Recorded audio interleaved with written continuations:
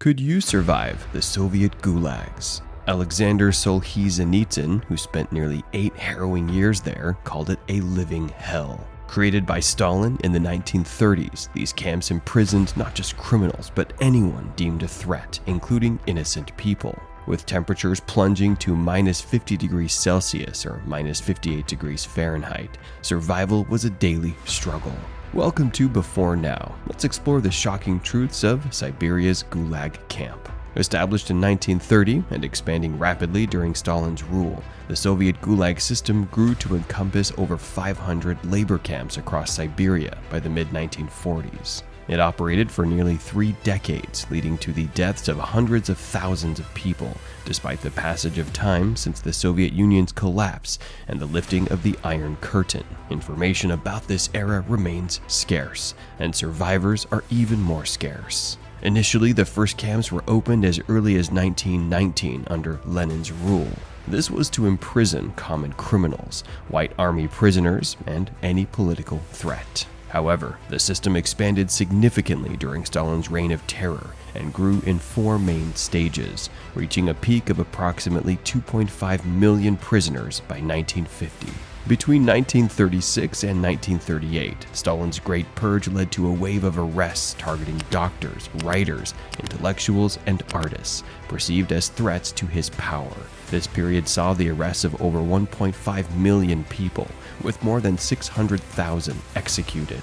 And how was life for those inside the gulags? The prisoners faced extreme working conditions, which resulted in some becoming crippled, ultimately increasing death risks, as the hardships drastically shortened their lifespans even after they were released. Within the camps, prisoners faced numerous challenges. Limited food rations left many malnourished, while the lack of medical care increased health issues like tuberculosis and frostbite. Forced labor was a daily reality, with prisoners working up to 12 hours a day in freezing temperatures and grueling conditions. Failure to abide by the rules results in death. With thousands held at several camps, the only option to make room for new prisoners was to do away with old troublesome ones. The Gulag camps were strategically located in the remote and desolate regions of Russia's Far East, far from populated areas and necessary infrastructure. The harsh climate, marked by long snowy winters, made these areas inhospitable and perilous,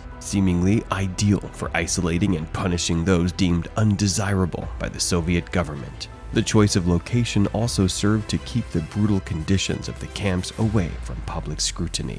This system was in fact inspired by the Bolsheviks' practices of suppressing political opposition.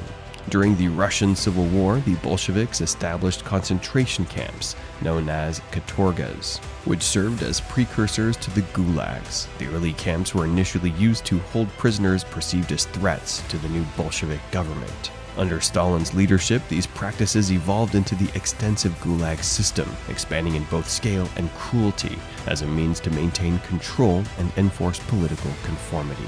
The system imprisoned not only men, but also women and children, with estimates suggesting that more than 100,000 children were born in these camps. Children born in the Gulag camps were often subjected to tragic fates. Some infants were taken away from their mothers immediately after birth and placed in orphanages, where conditions were equally deplorable. Others remained with their mothers in the camps, facing the same harsh living conditions and inadequate nutrition. Many children perished due to poor sanitation, extreme temperatures, or disease. Those who survived grew up without knowing their fathers or extended families, suffering from severe emotional and developmental issues due to their experiences in the camps. The labor camps were at first considered reformation camps and were used as a means of re-education, although soon enough it became a significant part of the Soviet economy as the prisoners began producing goods worth millions of rubles, often at the expense of their lives.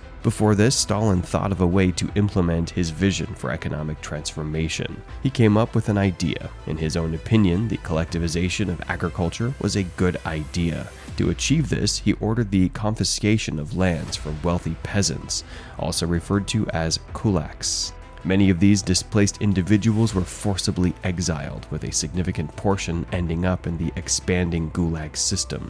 The kulaks were in fact the first wave of prisoners to be sent to the notorious labor camps, marking the beginning of a dark chapter in Soviet history. Following the seizure of land from the kulaks, the Soviet government established collective farms, known as kolkhozes, and state-owned farms called sovkhozes. These collective farms utilized the confiscated land to produce agricultural output, which was then distributed by the state. The goal was to improve agricultural efficiency, increase productivity, and better allocate resources through centralized control. Stalin's aim for collectivization efforts led to widespread famine and economic disruption in the short term.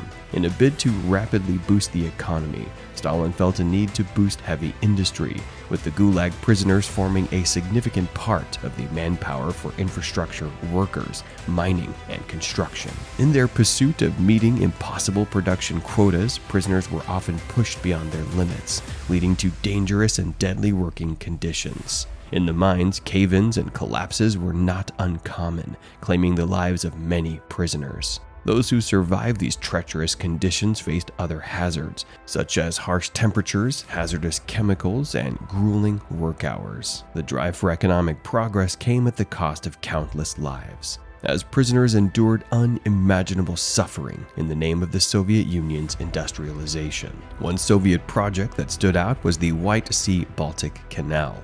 The White Sea-Baltic Canal is a mind-boggling feat of engineering that's as impressive as it is terrifying. Stretching 141 miles from Russia's far north to the Gulf of Finland, its construction was a long-held dream of past leaders and finally became a reality under Stalin's rule.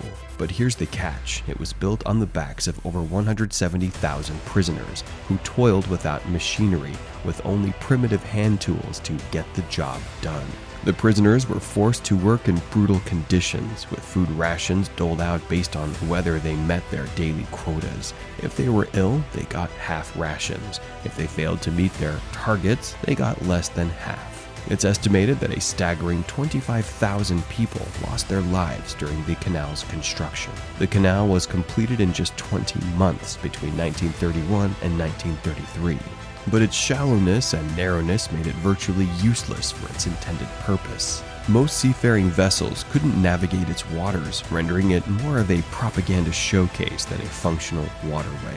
The Soviet Union bragged about the canal as a triumph of the first 5-year plan, but its true cost was staggering. The project was a prime example of the Soviet concept of perekovka, or reforging, where prisoners were supposedly rehabilitated through hard labor. However, the reality was far from redeeming. Nevertheless, the prisoners' terrible conditions in the Soviet gulags couldn't extinguish the flame of resistance. From secret art to coded messages, prisoners found creative and ingenious ways to defy their captors and resist the Soviet regime. One notable example of resistance was the Kengir uprising in 1954. Over 5,000 prisoners rose against their guards, taking control of the camp for 40 days. They established their own government, staged plays, and even held impromptu marriages. Eventually, though, the uprising was put to an end.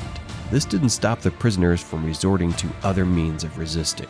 Prisoners sought to maintain their intellectual freedom by holding secret classes and discussions on literature, history, and politics. This fought against the Soviets' control over information and kept the love for learning alive in the camps. To communicate without detection, prisoners developed creative ways to share messages and contraband. They whispered to each other, used hidden compartments, and even tapped messages on pipes. The Soviet authorities were certainly aware of all the resistance efforts within the gulags. To counteract this, they implemented harsh punishments, increased surveillance, and employed informants to monitor prisoners' activities. However, despite these measures, prisoners continued to find creative ways to resist, including resorting to hunger strikes. These attempts were fueled by their determination to maintain their dignity and humanity in the face of cruelty.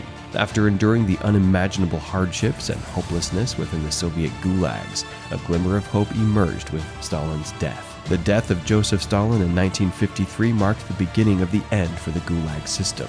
Nikita Khrushchev, Stalin's successor, initiated a process of de-Stalinization, which included gradually dismantling the Gulags. By 1960, many of the Gulag camps were closed, and the number of prisoners significantly decreased. While the Gulag system was never completely abolished, its gradual decline after Stalin's death marked a significant shift in Soviet policy, as the new leadership sought to distance itself from the brutal practices of the past. By January 1960, the Gulag system was completely dismantled, and stories from the freed prisoners began to reach the rest of the world. Polish and German prisoners of war, held for over a decade, returned home with their harrowing experiences. These accounts, alongside literature like Aleksandr Solzhenitsyn, the Gulag Archipelago, and others, shed light on the suffering endured within the camps. While the exact number of people imprisoned and killed remains uncertain, estimates range from 10 to 50 million incarcerated and 1.5 million deaths. The Gulags embodied the brutal suppression of humanity, breeding despair and suffering. Today, some individuals deny the Gulag's existence or downplay their horrors. However, the weight of historical evidence and survivors' testimonies challenge these claims. What are your thoughts about the Soviet Gulag's experience? If you enjoyed this video, please like, subscribe, and hit the notification bell for more historic revelations like this.